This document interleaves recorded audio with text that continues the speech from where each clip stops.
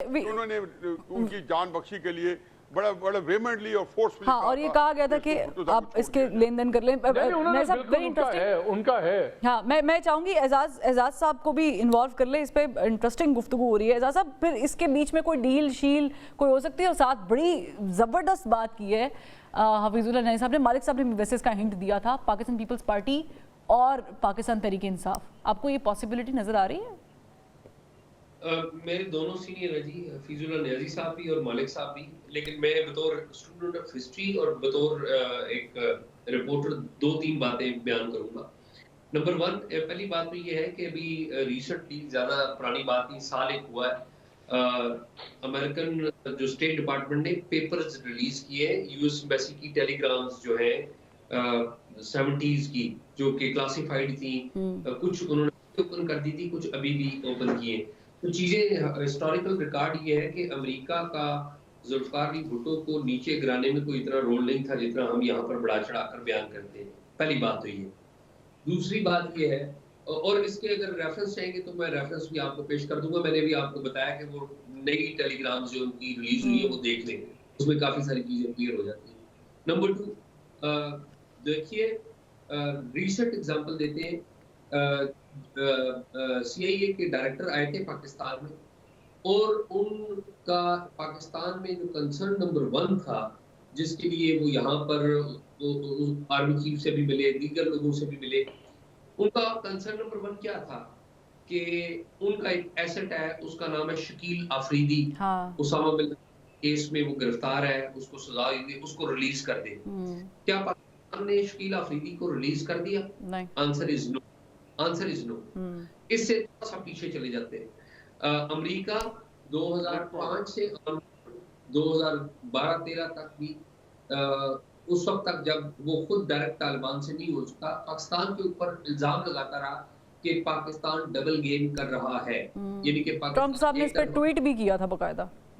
एक अमेरिका का, पाकिस्तान एक तरफ अमेरिका का एलाय है और दूसरी तरफ वो तालिबान को खुफिया सपोर्ट कर रहा है। अब ये बातें रिकॉर्ड के ऊपर आ चुकी हैं कि पाकिस्तान ने ऐसा ही किया, यानी कि जो अमेरिका बात कह रहा था, अच्छा, वो बात कर रहा था। अब ये चीजें रिकॉर्ड के ऊपर आ गई हैं और पाकिस्तान के बहुत सारे लोगों ने इसके ऊपर लिखा भी है, बोला भी है, without going much into the details.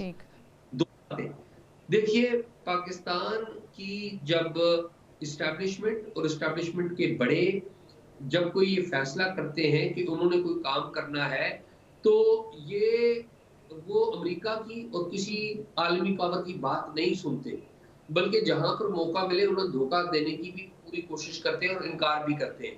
मैंने शकील आफरीदी, मेरा नहीं ख्याल कि शकील आफरीदी से बड़ा एसेट इमरान खान साहब हैं, वो बिल्कुल बड़े एसेट नहीं है अगर इमरान खान और शकील आफरीदी का कंपैरिजन किया जाए।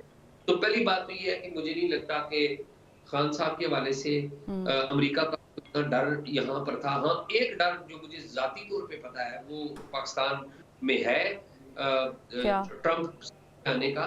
वो डर ये है कि जिसके ऊपर वो सीरियस एक कॉन्सिक्वेंस पाकिस्तान का हो सकता है कि साउथ एशिया में अमेरिका की पॉलिसी और ट्रंप रिजीम की पॉलिसी बड़ी क्लियर है। उनकी पॉलिसी ये है कि साउथ एशिया में उनका एलाय जो है वो हिंदुस्तान है और उनका एडवर्सरी जो है वो चाइना है। वो चाइना से भी बात करने के लिए तैयार है, लेकिन अगर उनका एलाय जो है वो हिंदुस्तान है, तो इसका मतलब ये है कि वो हिंदुस्तान को इस साउथ एशिया में जो एक रोल हिंदुस्तान चाहता है वो प्ले करने की पूरा रूम देंगे।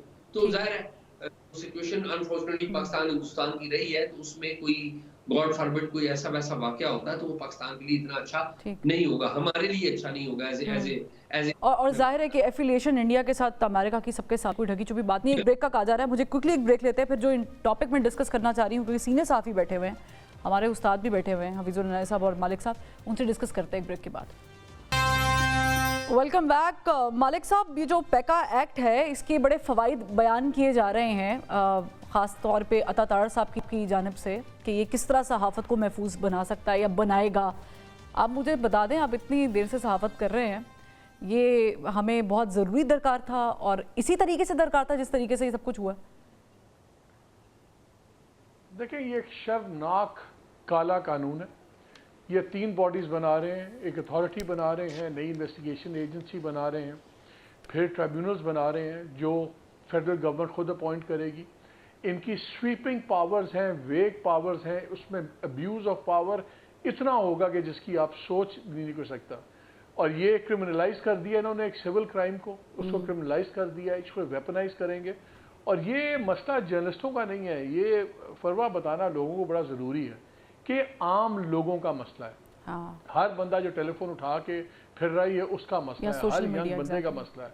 ये पीपल्स राइट टू नो, ये पहली बारी पाकिस्तान में हुआ है कि इदारों की भी हद तक हो जाती है, इंडिविजुअल्स की होती थी, अब यहाँ इदारों का भी बीच में डाल दिया हुआ है। जो मसाला इन्होंने डाल दिया हुआ है, बिकॉज पॉलिटिकल नैरेटिव इनके पास से काउंटर नहीं है और इंस्टीट्यूशन के अपने मसाइल चल रहे हैं। इन्होंने कहा फिर एक चीज़ करो, कब्रिस्तान की खामोशी कर दो। ये होगा नहीं, ये तो हमें टूथ एंड नेल लड़ना पड़ेगा। बिकॉज अभी भी आई थिंक ये गलती इसलिए ज़्यादा हुई है, जब 26वीं आईनी तरमीम हुई, लॉयर्स ने बड़े कहा ये करेंगे वो करेंगे, वकील घर जाके बैठ गए, मुसीबत पड़ गई।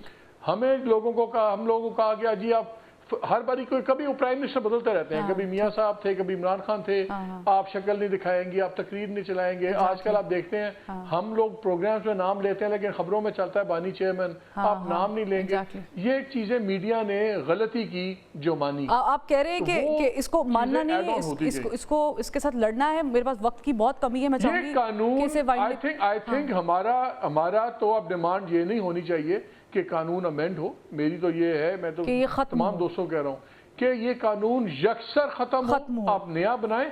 हम भी चाहते हैं अकाउंटेबिलिटी, और सब स्टेक होल्डर्स को भी इसमें शामिल होना चाहिए। तो सोशल मीडिया पे माजरत चाहूंगी, कदम लगे, लेकिन सिर्फ आखिरी बात, झूठ रोकने के लिए सच बोलने पे पाबंदी मत लगाएं। Great line. हफीजुल राजी साहब, इतना कुछ हो रहा है मुल्क में, और क्या इसे समझते हैं आप कंट्रोल हो सकता है, और जैसे मालिक साहब कह रहे खत्म करना है?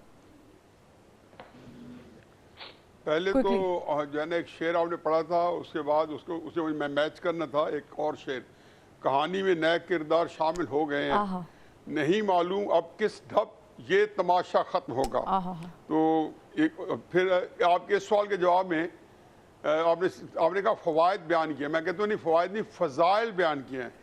नाहक मजबूरों पर तोहमत मुख्तारी की, ये मालिक साहब ने खामखा हुकूमत को ऐसे रगेद गए हैं, जिन्होंने करना है जो करवा रहे हैं। 25 जुलाई 2018 से पाकिस्तान जिस सिस्टम से मुतारिफ है, इसमें जितनी हुकूमतें आई हैं, सियासी या जो निगरान, वो सारी की सारी जिसको करना चाहिए कि उनके पास जो काम किए हैं। इमरान खान कहते नहीं था मुझे तो कहा था जी काजी साहब के खिलाफ रेफरेंस ले आए, मुझे तो कहा था ये फलां चीज कर दे, तो मुझे तो उन्होंने कहा था, तो वो कहते जाते हैं, ये करते जाते हैं। वो अब वो वही कह रहे हैं और ऐसा कर भी लिया है। लेकिन एक बात आपको क्रेडिट देना चाहिए, एक बात, एक चीज देखिए, जो कुछ हमारे सोशल मीडिया के पर्दे में हमारी फौज को जिस तरीके से ह्यूमिलिएट किया जा रहा है, रेदा जा रहा है, क्या मैं मालिक साहब, ये हम सारे, ये सैयद साहब, आप समझते नहीं है कि इसके पीछे बैरूनी ताकतें क्यों ना एक्टिव हो? ठीक, और वो क्या पागल हैं क्या वो? लेकिन सहाफी बतौर सहाफी हम अपने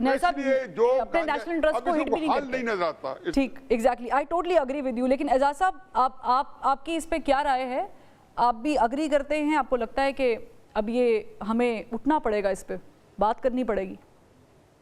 वो कहा ना कि बिखर जाएंगे हम जब, कब ये तमाशा खत्म होगा। मामला ये है कि ये मामला तो हम देखते हैं कि चला आ रहा है, क़वानीन मुतारफ करवाए जाते हैं। सबसे ज्यादा क़वानीन जो है फ्रीडम ऑफ एक्सप्रेशन के ऊपर है, तकरीबन 42 के करीब है। इम्प्लीमेंटेशन पहले से मौजूद क़वानीन के ऊपर क्या है आपकी? जो सबसे बुनियादी कानून था ना जिसके जरिए आप मसला हल कर सकते थे, वो डेफामेशन लॉ था, जो ऑलरेडी एग्जिस्ट करता है। उसको बेहतर बनाने की जरूरत है, उसे वहां पर इंसाफ जल्द फराहम करने की जरूरत है। वो करने के लिए आप तैयार नहीं है।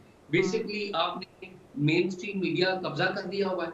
अब आप सोशल जो मीडिया है उसके ऊपर भी क्रैकडाउन करना चाहते हैं, क्योंकि वहां पर चीजें आपके कंट्रोल में नहीं है।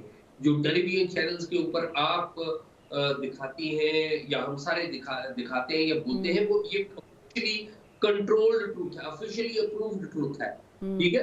लेकिन वहां पर ऑफिशियली अप्रूव्ड ट्रूथ नहीं आता, जहां पर हम यूट्यूब के ऊपर या फेसबुक के ऊपर बात करते हैं, ये नहीं कि वहां पे भी सब कुछ सच बोला जा रहा है। लेकिन रेगुलेट करने